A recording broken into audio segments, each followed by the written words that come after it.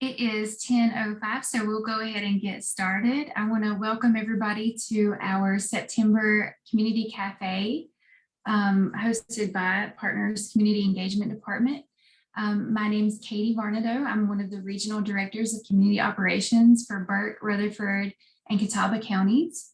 And I also have some of my other team members on the call here. Co-hosting with me, I have Jeannie Patterson, one of our community trainers, Jerry Campbell, one of our community engagement specialists, and several other of our team members here today. This meeting has closed captioning that is automatically generated by Zoom, so it gets some words wrong sometimes. And if it's distracting to you, there is an option for you to be able to turn that off. Jeannie will be monitoring our chat. And so if you have anything that you want to ask, feel free to pop it in the chat box anytime, and Jeannie will read it out loud for us. Also, the setup of this community cafe is very conversational. We want to be able to have open dialogue with everyone here, and we hope that the conversation does generate some questions and inspire some thoughts from you all that you are more than welcome to speak up and ask at any time. We do want to keep an open dialogue.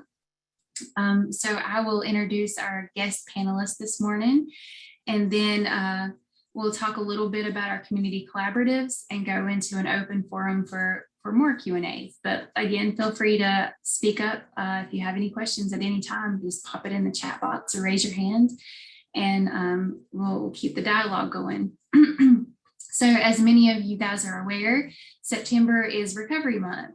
And this month, we really wanted to focus on community recovery.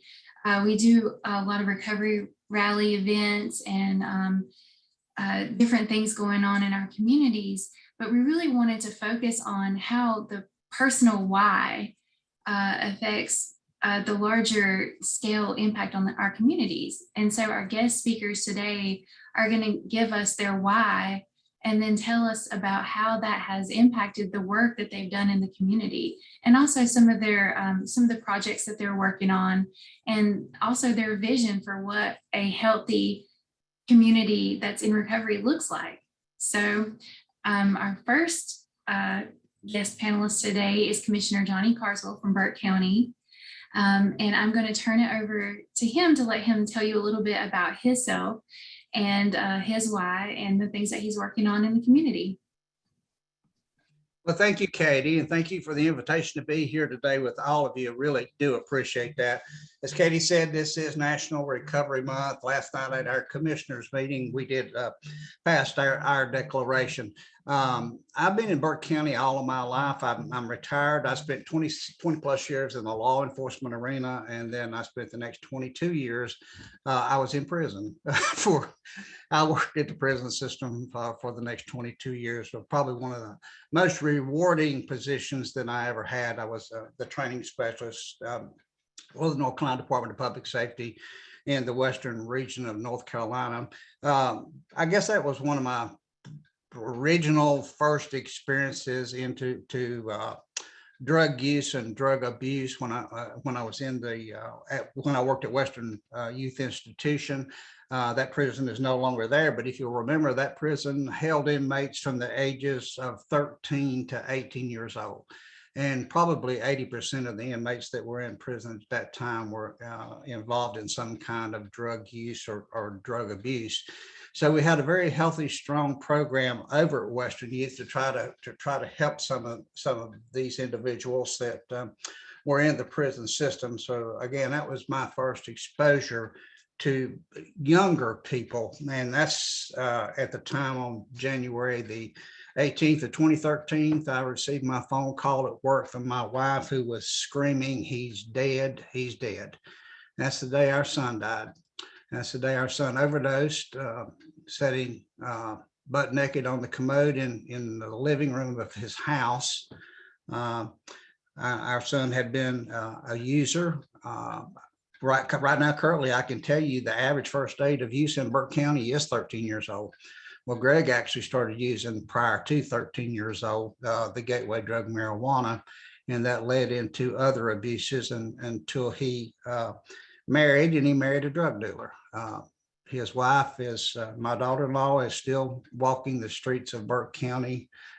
She gets arrested on numerous occasions for drug violations. Every arrest that she's made with the city of Morganton or the Burke County Sheriff's Department, she resists arrest.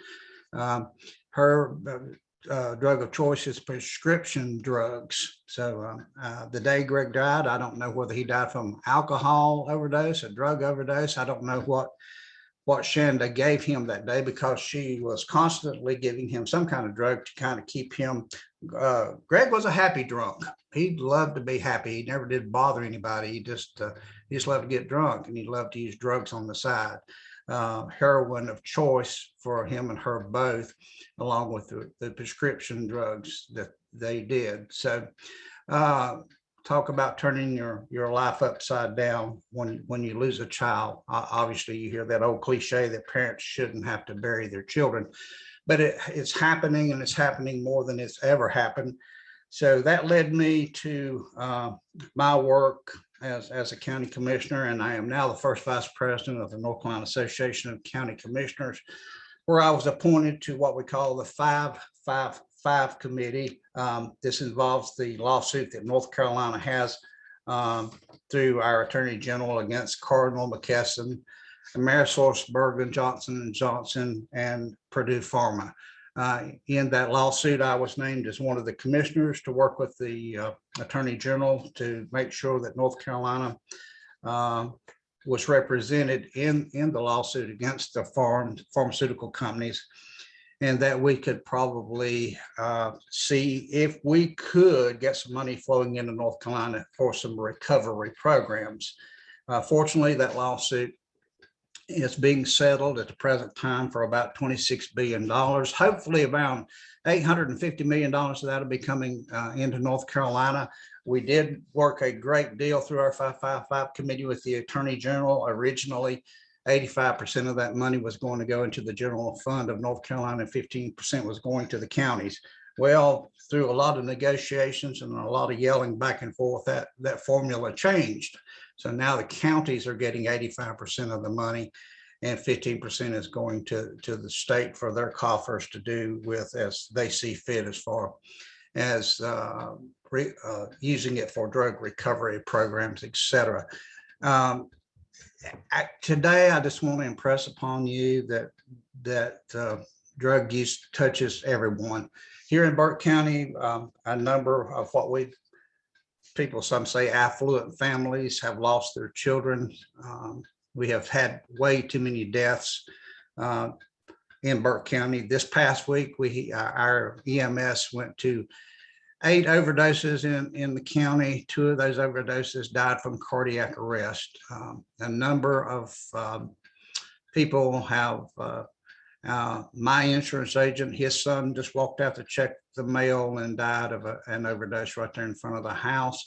Our DSS director's daughter, her body was dumped on the side of the road by her boyfriend at Mimosa Hills Golf Course, dumped her in a ditch because he didn't know what to do with her. They'd been using drugs for so long. Our DSS director at the time, Doreen Hernandez, had a problem with her daughter for a number of years. And just as my family and her family, we all would get together and say, where did we go wrong? What did we do wrong? Trying to find that thing that you could put your finger on to decide where you went wrong and what you could do to fix it. And there is no thing. Everybody has to work together in this. People are still losing their children, and nobody should have to bury their children. During some of the negotiations, when the pharmaceuticals when we sued the pharmaceutical companies, I was able to sit there and talk to some national attorneys, and you had to get down to the real story. This is what I call like the real story. When you're in the funeral home and you walk up to the casket and your wife is in the casket, and the funeral director is begging you to get your wife out of the casket. Pull her out of the casket, please. I don't know how to describe that to you any more than saying that's the worst moment in my life, was when I go up there and say, you got to, and my wife says, we can't let him go. We can't let him go. We need to do something else. there's nothing else to do. Death is so final. And that was at the point that my granddaughter walked up to me and said, "Pawpaw, please don't make me go with my mama. Please don't make me go with my mama." So what do you do when a granddaughter comes up? You decide right then that you become a parent again at 67 years old. And fortunately, we took our granddaughter and we got custody of her. She's now a senior at Appalachian State University, made the chancellor's list. And yesterday she attended her first her first day of teaching at Valmead Elementary School. As part of her training, internship was what I was trying to say, for her first day of internship. And you know what? I've been so blessed. So I sit here today to tell you this, things are they're done for a reason. You don't ever want to have to bury a child, but it has given me the opportunity to do some things that I would have never done before because of Greg's death, and the fact that, like I say, we became parents again and raising a grandchild. I'm doing a study now on how many grandparents in North Carolina are raising their grandchildren. It is astronomical, the numbers of grandparents that are raising grandchildren. And it all goes back to a lot of drug use and drug abuse. So we need to do a lot of education here in Burke County. Hopefully we'll be able to take some money we've asked for from the General Assembly to upfit our old jail and turn it into a recovery facility. We hope our surrounding counties that will be getting some of the monies from the lawsuit that is being settled with the pharmaceuticals. Hopefully we can build a new regional rehab facility and take a look at what rehab actually should be, or what I think it should be. And that is our goal here in Burke County at the present time, is to try to do that. We're on that road to get that done. So I think, Katie, I may have taken a little too much time for my opening remarks, but I did want to highlight why we're here. This is Recovery Month, and there's a lot of education that still has to be done. Thank you, Johnny. And I'm sure we'll have some questions for you. I have a couple questions to throw at you. But Suzanne is the director of the United Way of Rutherford County, and I'm going to turn it over to her to tell you her why and the things that she's doing with the United Way and in Rutherford County. Proud of myself. I remembered to unmute before I started to talk. This is a big day. I just want to say I had the privilege of meeting Commissioner Carswell a few weeks ago when partners and the commissioners were touring that facility. And I told him then, like, as a parent, my heart goes out to him. We're currently in the middle of dealing with our daughter's addiction. I shouldn't say the middle. I don't even know why I would say the middle, because there's no end in sight at this point. I started working in prevention back in 2008. And today's actually my daughter's 22nd birthday. Let me just say that. It's her birthday, and I have no idea where she is. She's on the streets somewhere in this county. But I started working in prevention and thought that I was doing all the things right as a parent. If it was all about messaging and education for our kids, my kid has gone to CADCA, she's gone to all the different conferences, she's been around prevention her entire span of teenage years, and this is still where we are. So I just want to put it out there that it's really not always about the messaging with people. A lot of times it's about what's happened to them. And I look at trauma as being really the gateway for so many people who wind up caught up in drug use. And back in 2008, when I started this, never ever would have thought that it would be my kid. She was an honor roll student, really gifted equestrian, sweet, big-hearted kid who just would do anything for anyone. Her first job, she used to sneak cookies to the elderly people who came in to eat alone because she felt sorry for them. She felt bad and was worried that they were lonely. So I want to put a human face on this, that we're talking about multifaceted people who oftentimes are some of the smartest and most sensitive people that you'll meet. And I don't just mean that about my child. I mean that about almost every client that comes into my office. When they sit down and they start talking about themselves and those sides of themselves come out, I think it's easy for us to forget, even as providers, as social service agencies, that there's always a backstory and that there's always someone who's still in there if we listen enough. But I used to say, because we work on programs and developing programs, we started working in the recovery supports area and really started expanding the work that our coalition was doing. And we do a lot of work with our sheriff's office, and we help create programs in our county, like the jail treatment program that we started more than 4 years ago, and some other programs. And I used to always say, anything that I work on, I want to build it like my family would be the one receiving those services, not knowing the irony of that statement now. Here we are a few years later, and my daughter has been arrested. She's been in the jail, and she would qualify for that program. But it's difficult because with the work we do around Narcan distribution, there are like just some really hard things mentally as a parent that I see, that I know my daughter is part of, because I'm out there at our retails, I'm out there at the known hot spots for drug use, and I'm interacting with people that I know she interacts with. And they're not always happy to see me. Some of them are, some of them welcome the Narcan. I get people who call me at all hours asking for it. Last night, I actually had one of our local police departments call me. We worked out a deal with our magistrate's office to keep a box of Narcan on hand, like a case of it, like with 12 boxes. And I put a note in there saying, if this gets down to 3 boxes, please call me so that it never runs out. We didn't want them to not have Narcan if they use it on their shift. We wanted them to have a 24/7 site where they could replenish. And he called me around 11 o'clock last night. And I'm always thinking of what Commissioner Carswell said. When a number pops up on my phone and I don't recognize it, especially at that hour, my heart just stops. And when he said he was a police officer, I was trying not to panic. And then when he said what he was doing, I was like, oh my gosh. I'm relieved that this is why you're calling. He's calling to tell me that he took one of the last boxes and there were 2 boxes left because he had worked 4 overdoses in the last 24 hours.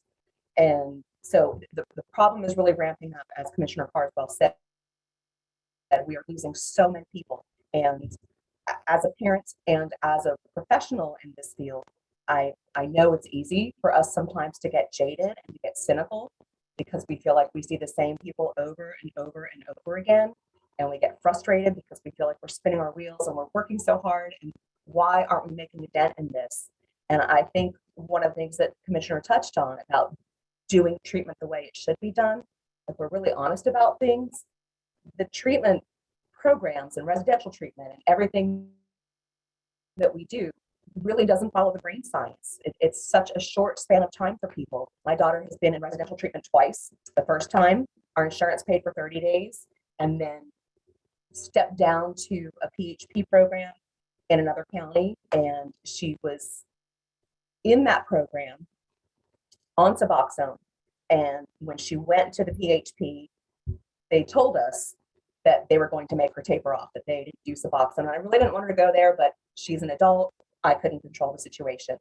And on Monday, she called me in a panic because they told her, because she was dozing off in group, that they were cutting off her Suboxone that day without completing a taper. And anybody on this call who's pretty mindful of how that works knows what I'm going to say next. She had returned to use, and that was last November, and she has been bouncing around on the streets ever since. Since then, she's been arrested.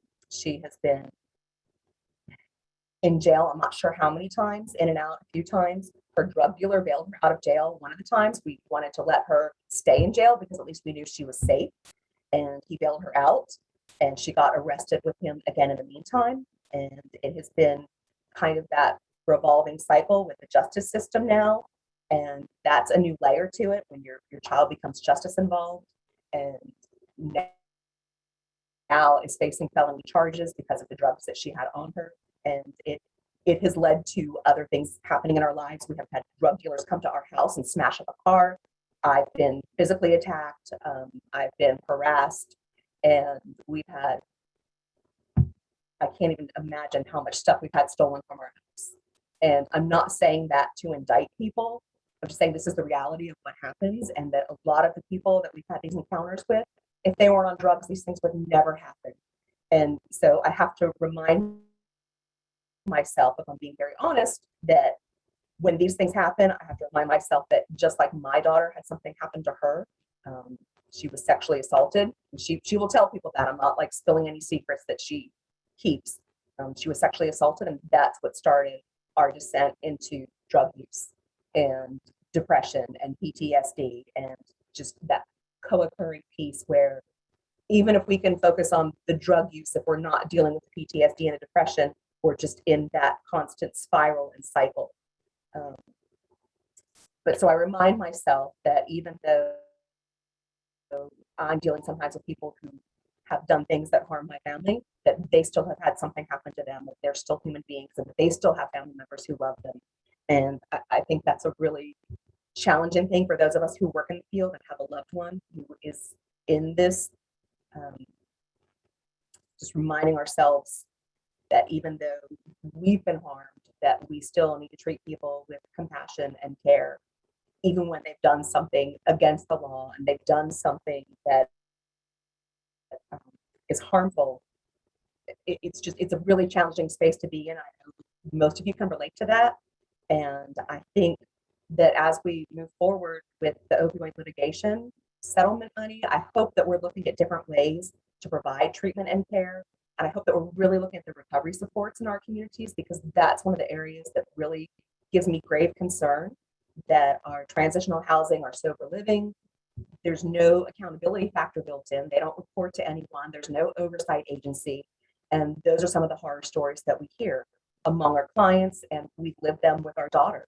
She got kicked out of a transitional housing unit out of state because she broke curfew. And she shouldn't have broken curfew. I have no issue saying that. She broke a rule. Yes, there should have been consequences. But she came back after curfew, and all of her belongings were out on the front porch. And that was it. They were done with her. And nobody called us to tell us. They didn't mind taking our money. When I went up to see the place, it wasn't what they had pictured on their website.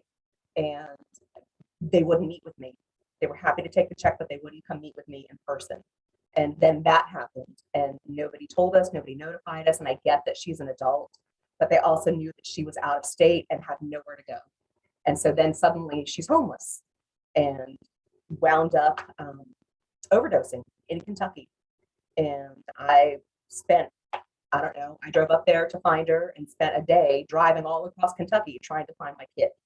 And if somebody would have just called me when they kicked her out, we could have avoided that. And so I have a lot of concerns around what's going to happen with transitional housing as this funding starts filtering into communities. And there's not anybody who's holding folks accountable. And I'm not saying that all transitional housing is bad. That's not what I'm saying at all. I'm just saying that we've got to find ways to protect our people, to protect our clients. I know my daughter's story is not unique. When I've shared that in other settings, like almost every parent there has said, yep, we've had like kind of not a great experience. And we've been through X number of treatment facilities. We've been through X number of transitional housing and sober living homes.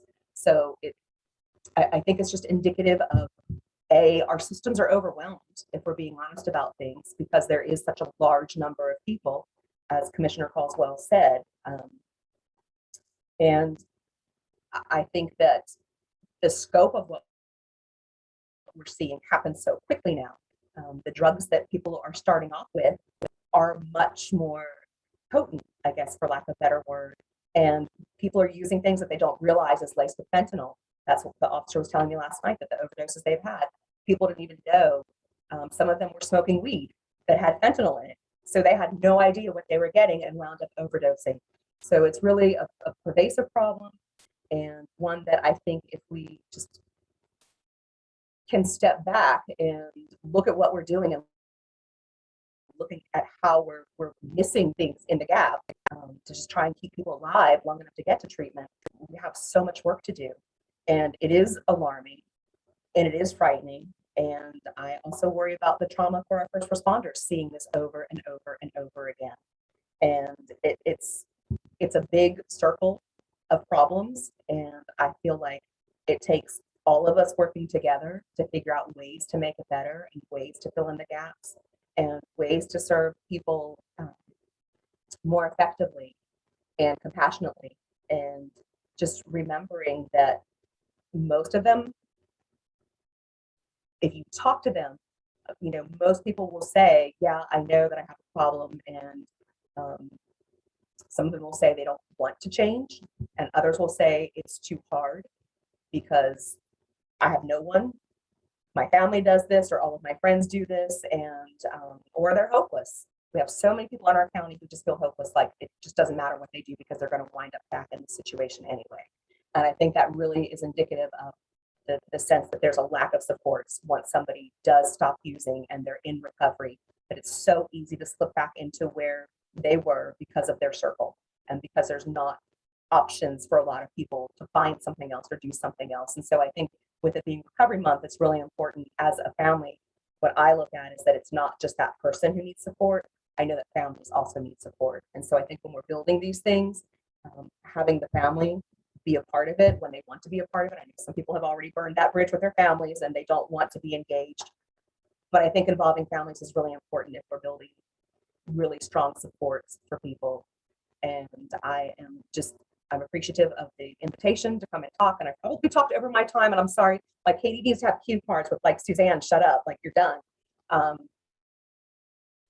No, I would actually love if you would be willing to elaborate on a little bit of the work that you're doing with the United Way, because one of the interesting things about the United Way of Rutherford County is it's not your traditional United Way. And a lot of that is because of your leadership and because of the things that have inspired you to lead the way that you do. So I would love for you to be able to speak to a little bit of what you're doing with the United Way and also your vision for what a healthy community that supports recovery looks like. Sure. So we started off doing the prevention work. And we've been really fortunate that our sheriff, Chris Francis, has been an excellent partner for it's been more than 10 years. I hate saying that because it makes me feel so old. Like, how can I be this old that I've been doing this for 13 years? But since he's been sheriff for the past 11 years, we've had a great partnership. And so he was actually one of the first sheriffs in the state to do a permanent medication take-back program. And so that was kind of where we started with our prevention work around prescription drugs, because that was the prevailing issue at the time. It wasn't heroin. It was oxycodone, Vicodin, Percocets, Roxys, any type of opioid that you could get as a prescription. That's what we were seeing, and with some benzos thrown in, for good measure, because people like those too. And I think for a while there's a really big overprescribing problem with benzos that kind of went unidentified or unacknowledged. So there was a lot of that floating around on our streets as well. And as the years progressed, we were doing the prevention work around prescription drugs, and we started to expand our work because we saw that there were so many gaps in our system locally. And our coalition, we were DFC funded through SAMHSA, and so DFC does make you focus on environmental strategies. So we did a lot of work around trainings and capacity building for providers, for the community, for parents, for anybody who wanted to participate in those things. And then as the years went by, we really started looking at the gaps around recovery and harm reduction and treatment. And so we were also involved in bringing crisis intervention team training to Rutherford County because we didn't have it here. Our officers had to go to other counties, and so they would go and they would learn the science parts of it, which was wonderful. Like, we want them to learn all of that, but they wouldn't find out about the resources here or make that connection with our local providers here. And so we got funding to do CIT training here, and we were able to start that. And the grant paid for the officers' time to go through the training, which was really important because with the small departments, having them in training for 40 hours is really costly because then they have to cover the shift. And, it just, anyway, it really helped our small agencies to get more officers through training. So we got about 60 officers CIT trained at that time. And there were days where, at the end of the classes, we would sit around talking, and we talked a lot about the revolving door at the jail with substance use. And at that time also, in full disclosure, I have a younger brother. He's my half brother who died of heroin overdose. It was 6 years ago, the weekend of September 11th. And he died in New Jersey. He was found outside by the railroad tracks. A transit cop found him, and he was in a halfway house waiting on a treatment bed to open. He had gone to the emergency room begging for help. He had called my stepmother, and they found a halfway house that would take him, and she found a bed for him, but he couldn't get there they couldn't take him for like 2 more days. And he died in the meantime. He ran out, left the house, went and used. And I kind of go back and forth about, whether he really wanted to get high or if he just didn't want to get sick. And I think that's something else we don't talk about too, that there are a lot of people who keep using because they don't want to be sick. But so anyway, that kind of made me really start thinking about the revolving door, and are we getting people at points when they'd be willing to listen? And so we came up with an idea to have a program in our county jail. And at that time, nobody in our county was prescribing Suboxone. So we started a program 4 years ago, and the folks who were in it would get a Vivitrol injection, or up to 3 while they were incarcerated. And that was back before COVID. And that was when people were actually serving more time in jail, and they were serving state misdemeanor confinement sentences. And so we started that program. And what I learned from that program is that people did great while they were incarcerated because, of course, there's structure, there's routine. And then once they were released, about 60 days post-release is where we saw people really start struggling. And we recognized that, when you look at the different supports in the community and you look at where people are, that 60 days out, post-release, that's when the loneliness factor would set in. That's when the isolation would set in. And we'd have our clients, the people we're serving, who would text the jail nurse or text their counselor saying, I'm so lonely. I have nobody to eat dinner with. I have nobody to go to the movies with. I want to, go do whatever. And the only people that I can call are the people I used to use with, and I can't be their friends anymore. And for a lot of people, that just sucked them back in, that loneliness factor. And so that really made us start looking at recovery supports, not just from the housing standpoint, but what is there for people to engage in after the fact to help rebuild their lives, help them re-engage with healthy activities. And, with the harm reduction work that we do, I've sat down and talked to people in the moment, people who want to talk and have that conversation. And I've learned over the years, like when you start asking people, what do you like to do? And a lot of them will say, that's a good question, because I'm trying to think like what I like to do before. I know I used to like drawing, or I used to like hiking, or, anything that they would do that was a healthy activity that's just kind of fallen by the wayside because drug use has taken over their lives. And that also made us start really thinking about recovery supports and what should that look like. And so right now we are a federal HRSA grantee, an implementation grant around opioids. And we wrote our grant so that we would address polysubstance use, including opioids. So anybody using opioids and anything and everything else we wanted to cover, because we know that's really the problem as well, that it's not just the opioids, it's not just the heroin, it's the meth, it's the benzos, it's all of those other things, and that people aren't necessarily always just specific to one drug anymore. And so under that grant, we have funding. We're starting a post-overdose response team in partnership with our EMS. We are building a mobile harm reduction team that will have a Hep C nurse and a certified peer support specialist to travel throughout the county. They'll be able to be embedded at different sites if an agency wants them there a certain day of the week. They'll work with law enforcement to identify those different drug use hotspots that pop up on their radar. And we wanted the nurse on board because we wanted there to be some extra benefit aside from giving out wound care items and syringes and all of the standard things, Narcan, that you would expect us to give out. We wanted to help see if there were other health problems that the nurse could help with, of course, along with the Hep C and HIV and any bloodborne illness. We're really hoping to prevent those things and reduce utilization of the ER for those types of health problems. But in the age of COVID, they could give COVID vaccines. There are a lot of things that they could do. And we wanted to make sure that we're reaching our vulnerable populations who otherwise wouldn't get any type of medical interaction unless they wind up in the emergency room because of an overdose or some other reason. And so that is a team that we're working on building, and we're really excited about that because there's just such a huge need for it. And the other piece of our grant, we're doing a lot of trainings. We have 2 different clinicians that we work with, one who works on framing our work through an equity lens and ensuring that we're treating everybody with the same opportunities, the same treatment. And when I talk about equity, I just don't mean race. I mean, income level, the different social economic factors that affect equity as well. All of that in the big picture of how we're providing services. We have another clinician who works with us overall on just looking at what we have in our county, what we need, and the types of trainings we need to do, and trying to work with more providers to get more of them under the data waiver so that they can prescribe Suboxone.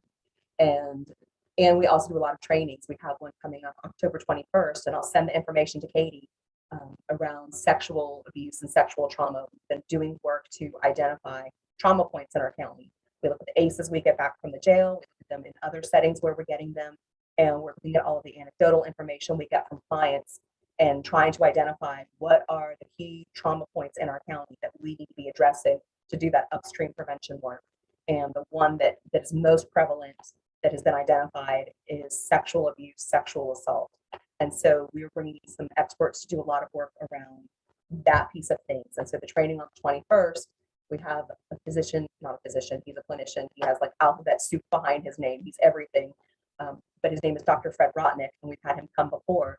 And he's coming to do 2 different sessions with us, one on suicide prevention and substance use, and the other on the connection between substance use and sexual abuse and sexual assault, and then the behavior on the other side of that with re-victimization and sometimes hypersexual behavior and what the brain science is behind all of that. So I will send that to Katie because that's open to anybody who wants to come. I really feel that if we are being diligent about how we do our work, that when we have trainings and other opportunities, that we maximize our resources and make those things open to as many people in our region as we can, because it's not clearly just a Rutherford County problem. It's an all of us issue. So we really like to see people from other counties participating in our trainings. And I know probably some of you on this webinar have. I know we've done some of the virtual ones over the summer. We had folks from Gaston County and some other counties who participated, and I appreciate partners promoting that. And so the other piece of that grant is to create, we're not really calling it a recovery center, we're calling it a recovery and healing center. And we want it to be a space for individuals who are in recovery, who have substance use issues, but also for their families, and really for anybody who's been through some sort of trauma that affects the way that they see themselves, that affects the way that they interact with others. And we want it to be a space where there are peer-led groups, there can be 12-step meetings, and we have other agencies embedded there to help provide other supports around social determinants of health. And we're working with our community college because we want there to be that piece of re-engaging people who have lost sight of having a career, having some sort of professional future, or re-engaging with education. And we feel that if we're doing this in a setting that's not a big institutional building, and they can connect with somebody from the college in a non-intimidating setting and start to re-engage, that will help people find what it is that they like and that they feel good about trying to pursue, and have that encouragement and support as we re-engage them in those different programs. And the other thing that we're doing is we are asking people from the community, once we have this space up and running, we want volunteers. We want students from the college to come in. We want people from across our county to come in. Even if it's not a space where they would come because something's happened to them or their family member, we want volunteers to be there to kind of help people relearn how to have healthy friendships that revolve around something other than trauma or drug use. And so we've told people, whatever your hobby is, if it's chess, if it's painting, whatever it is you do that's healthy, we want you to bring that to this center and engage with people and help them relearn what those relationships should and could look like. And we feel that's a really important piece because it addresses the isolation and the loneliness and the emptiness that we hear so many people talk about. And we would have it open to the evening so people have someone to eat dinner with, have someone to come play a board game with or watch a movie. We really want to create that space where people feel welcome and valued and re-engaged and reintegrated with, I hate saying normal society, but I hear people say that, like, back when things were normal. And so that's one of the things that we want to do, and provide that for families, because families need the healing too. There's a lot of hurt among family members, and I think going through a process together where there's some healing in a low-key setting that isn't necessarily therapy is really going to be a healthy thing for people.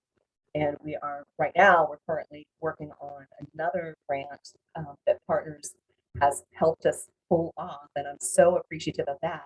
It's a DHHS grant where DHHS asked us, there were some block grant dollars that they had, and they asked us, what do you need most? And we're looking at a 7-county footprint in our region, and they wanted to know, what do you need most right now that you could do? And we told them housing and overdose prevention. And so they gave us funding to hire a team of contractors and certified peer support specialists to get people into recovery housing.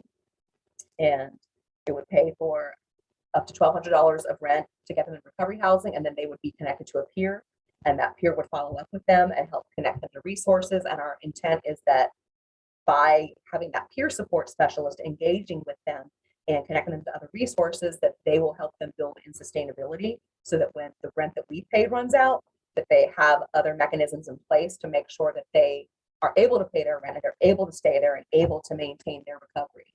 And the Narcan distribution, we have a team of contracted peers who are going out and distributing Narcan across the 7-county footprint. And just in the past 2 days, I've had at least notification of at least 4 lives that have been saved by our Narcan that our contractors are giving out.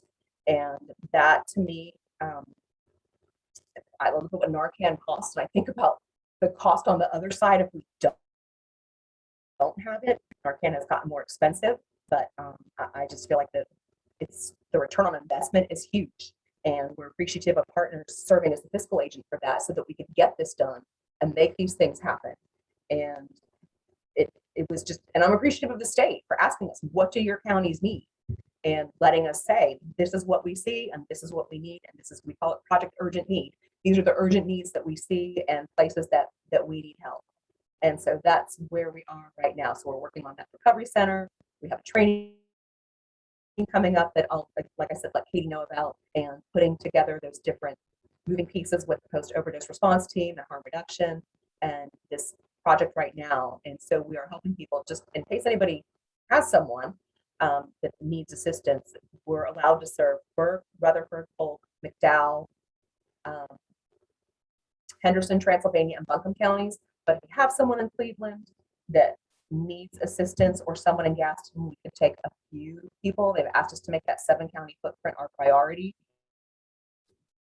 But if you had somebody in dire need, we would want to help them too. So that's that big project, and it's wrapping up. So we're coming to the end. September 30th is our final day on that. So we're really trying to get as many people assisted as possible.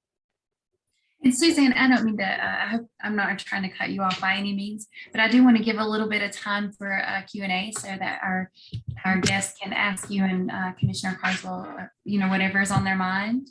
And I think that the things that you're doing with the United Way and your why, it's a great, to use social work terminology, it's a great bridge from the micro work to the macro work.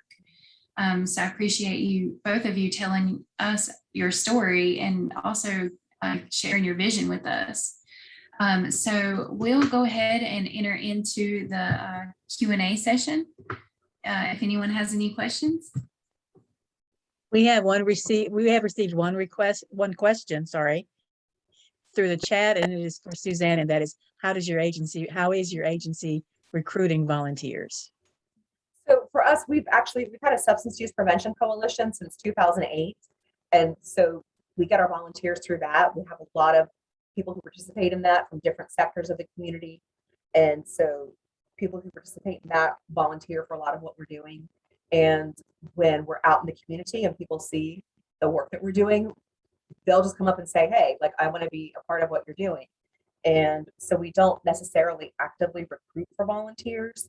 And it's been different because of COVID. Before COVID, there were different things that we would do in the community on kind of like an event-based level.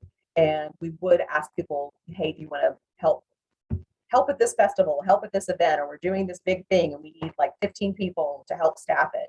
And so we would put a call out to our different partner agencies. I feel like I always have to specify partner agencies and partners. But so we would put a call out to our partner agencies that we have this going on.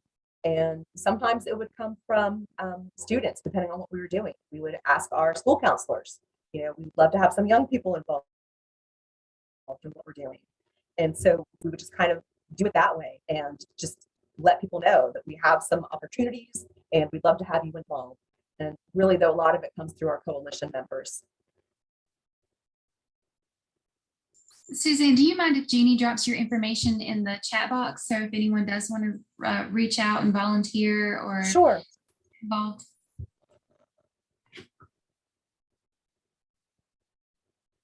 Any other questions from our audience?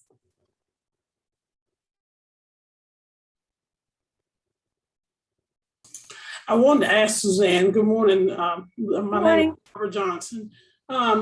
So, and you're right, because of COVID, I was curious, like when you were talking about your volunteers, so do y'all have a tutorial available? Because how do y'all do the training? Because I'm sure it's probably a little difficult to train people right now, but are y'all using social media, or how are you doing it? So training for which component? Anything that you're doing, because it sounds like you've got a lot of things going on. So like, are you on, like I've seen people where they do a volunteer tutorial and say, okay, these are things that we're doing. This is how you can volunteer.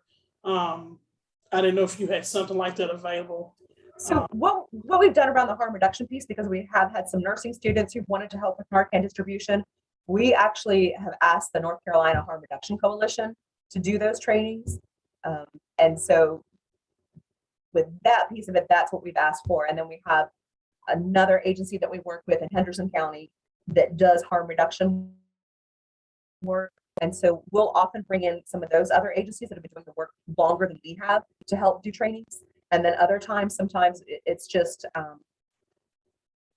depending on what we're asking them to do. Sometimes it's just, okay, let's talk for half an hour about what this is going to look like and what our expectations are.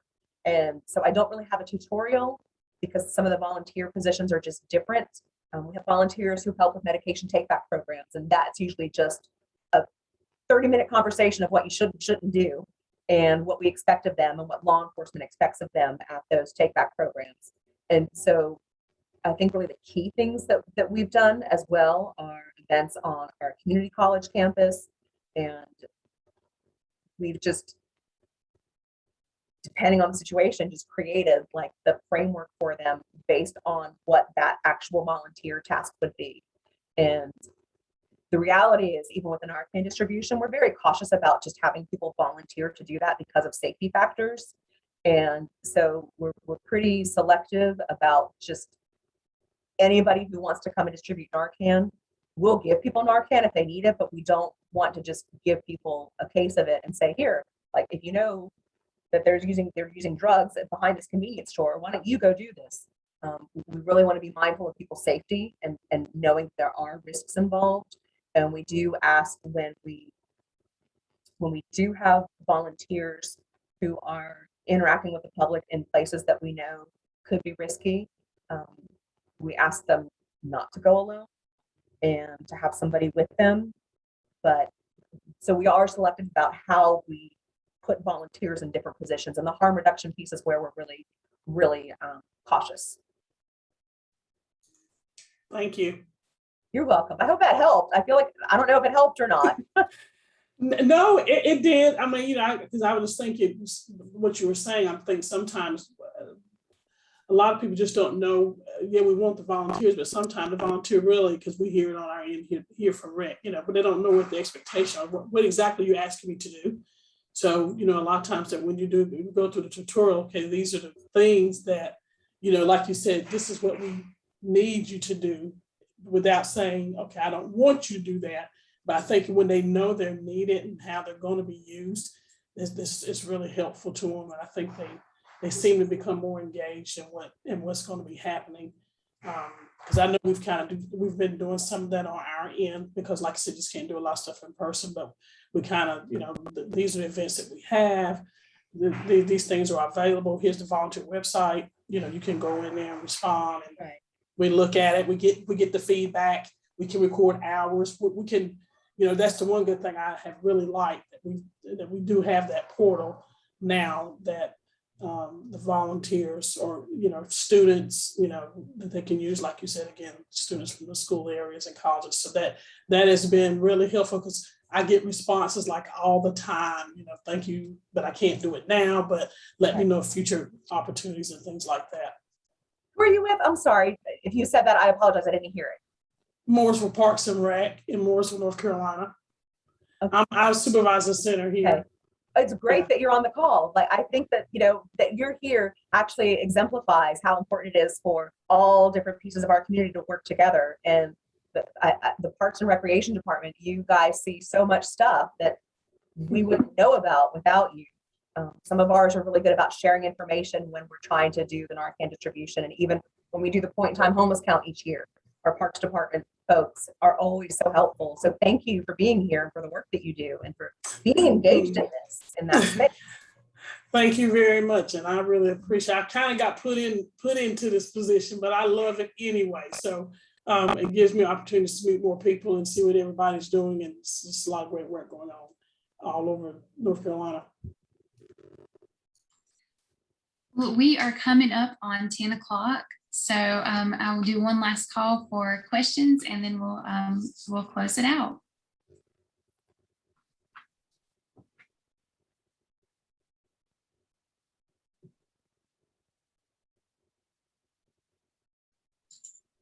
I'm actually going to turn it over to Jerry for just a minute, and he's going to tell you a little bit about next month's Community Cafe. And I want to say thank you to everyone on the call, and thank you to Commissioner Carswell and Suzanne Porter for sharing your why with us, and also talking about some of the things that you're doing in your communities. And anyone on the call, feel free to reach out to us with any further questions, or if you're interested in getting involved in any one of our counties. I'll let Jerry put a plug in for our community collaboratives and a way you can become involved with our system of care department. Yeah, good morning, everyone. I do want to start by noting that there are a lot of things for recovery happening in the communities. I know just due to time shortage, we're not going to spend a whole lot talking about that. Carol and I were going to speak a little bit to that, but do want to note that the collaboratives are very active at supporting recovery wherever there's events. I know Carol works with the one in Burke County actively there, which recently happened. And then I'm directly connected to the Hope Fest event, which is still going, and it's went virtual this year. And then Iredale's event did a drive-through a couple of weeks ago and had some state representatives and several different people involved. I don't know if Carol wanted to speak to the Burke or not, but they're very active, and we definitely would like for you all to check out our webpage for the community engagement collaboratives that take place regularly. It's a good way to get involved in the recovery events that are happening, as well as other things. Like this month is also Suicide Prevention Month, getting involved in things like that and being active. And there's no better way than the collaboratives, in my opinion. I'll toot the horn of the Iredale event had some 23 different sponsors, including an insurance agency, Planet Fitness, and even a local pub said, we're going to support recovery efforts because we can reach people here that need help. So thought that was worth mentioning. Carol, I didn't know if you wanted to speak briefly. I do. I just wanted to say that the recovery event in Burke County had over 20 providers. The Beanstalk was open, had food trucks, and over 600 people participated in that. And the Burke County Community Collaborative also helped fund that. Thanks, Carol. So there are efforts going on. So I know, Barbara, I know we've worked with you, and I think our training team has done some trainings for your team down there. Those things happen as well. We all can connect. There's several community engagement specialists here that can help you if you're interested in training. Please check out our website for things like that and support those. And honestly, these are open meetings, so share them. It doesn't matter if it's the Chamber of Commerce, hospital system, whomever. It's all appropriate people to be involved in your local collaboratives. please get, the more people involved, the more we can do the things that Suzanne and Johnny were speaking about. So it takes all of us to make this work. So lastly, I did want to plug for next month. Next month, we're going to be speaking about community engagement from partner standpoint. We've had several new counties come to partners, but we also felt it was important for even our existing counties that have been with us to explain more about what each of our roles are and what community engagement team is there for you in the community. So that'll be the 4th Wednesday of October at 10 a.m. and invite other people to that as well. Please come join us. Thank you, Katie. Again, thank you all for joining us this morning. And if you have any questions for us, feel free to reach out and we'll be glad to follow up with you. And we hope to see you all again next month. Thank And you. briefly mention that Stacy Harwood has put the information to, if you'd like to have the DHHS be on their listserv and get updates, her information's in the chat. Thanks, Jean. Thank you all. All right, thank you.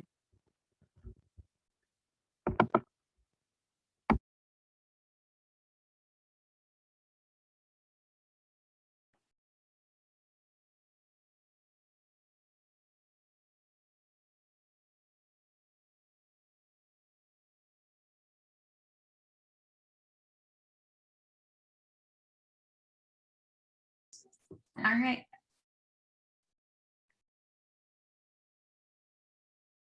There are a couple people that I think have forgotten, maybe didn't realize they were still on Zoom. Hey, I want to ask you a couple questions real quick before we go. Hold on, give me 1 second. My dog Okay, is really freaking out. Not Katie, Abby, sorry.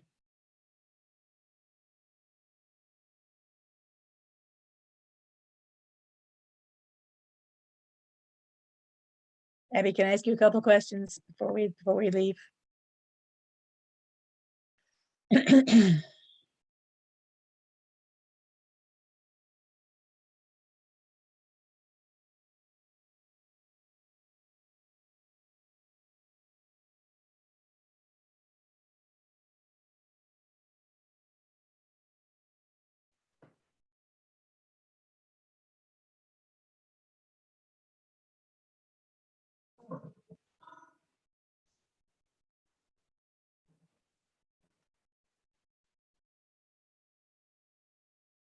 Good morning. I'm good. How are you?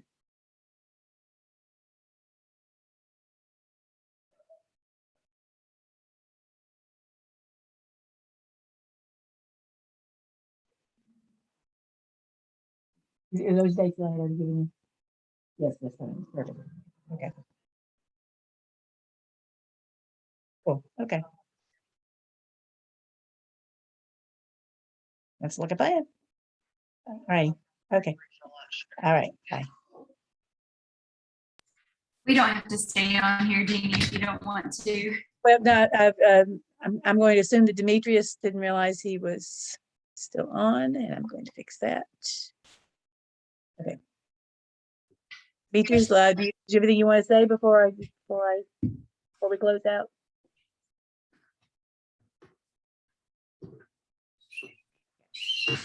Actually, I need to talk to Abby, and she got off. Guess I won't talk to her. And I need to talk to somebody about the protocol for the languages accommodations. Anyway, plus I need to find out about for some reason, neither Casey nor Chris can get on our Zoom account, even with the information, login information, they won't let them in anyway. So need to address that and also the language stuff. Well, I feel like I didn't do such a good job of like keeping that reeled in. I feel like it was, I don't know. Well, no, I think it, I felt kind of bad for Johnny because we had, he was really like paying attention to the limits. And so I would have kind of wished he could have talked more about his programs. But I mean, she's got a lot going on, and so. Yeah. And I don't know. I feel like she uses that outlet a lot. I feel like she's got a really compelling story, but she's got her hands in so much, it's hard to keep track of like what she's talking about. So hopefully it's okay. Yeah, I think I felt Yeah, I was thinking, and what we used to do in person was we had somebody that was like the timekeeper that had two signs. One said 5 minutes and one said stop. Mhm. And they could the signal, but you could do that in person. It's harder to do that on Zoom. Mhm. Unless you just cut somebody off. We could mute them. I guess what we'll do is when we get on there 30 minutes ahead, we'll tell people like we're going to be the timekeepers and we'll send you a message. Yeah. Like a private message or whatever when your time's up. So because I was waiting for her to take a breath and so I could get her. Yeah. And then I didn't want to she's right in the middle of talking about an overdose that that she experienced, and I want to be like, well, your time's up. So did you disappear for a while? My internet, there's an internet outage here. That's what we thought. I was prepared to introduce Jerry, and if we ever gotten her to be quiet, to introduce Jerry and Carol. Then Yeah, I was when I got back on, I was like, it doesn't look like anybody noticed. Well, I didn't. Jerry's the one that messaged me and said that you were disappeared. So Jerry keeps up with you. Yeah, and I was like, what in the world is going on? Because I was worried it had kicked everybody off. Oh yeah. And then I got the message from Charter that said there's an internet outage until 1 p.m. So then I had to log on my mobile hotspot. A lot of times, by the time I start a training, I'll get messages, your internet's unstable or whatever. So I go ahead and start my mobile hotspot, hoping that it will kick over from one to the automatically move me over. I don't know. Usually our internet outages last as long as it takes me to pull up my phone and get in and turn up the hotspot. Then it says you're connected to Spectrum. So I feel good. I think it went okay. I just wish Johnny had more time to talk about this. Mhm. Or there had been questions for him instead of all being for Suzanne. Also, I wanted to ask Abby about sending something from partners, like some sort of thank you, if it's just a card to our speakers, something. So, But I might just write a note to Suzanne if you want to just write a note to. yeah, Johnny. sure. Let's just do that, and then we can say, "Here's what we've done." I don't have Mhm. any partners letterhead or anything like that, but I'm just going to send her a card. Yeah, I'll do that too.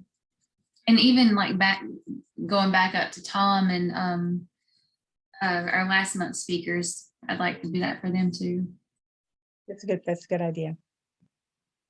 But I guess we'll chat again next week. Yes. All right, Jeannie. Have a good rest of the day. All right. You too. Bye.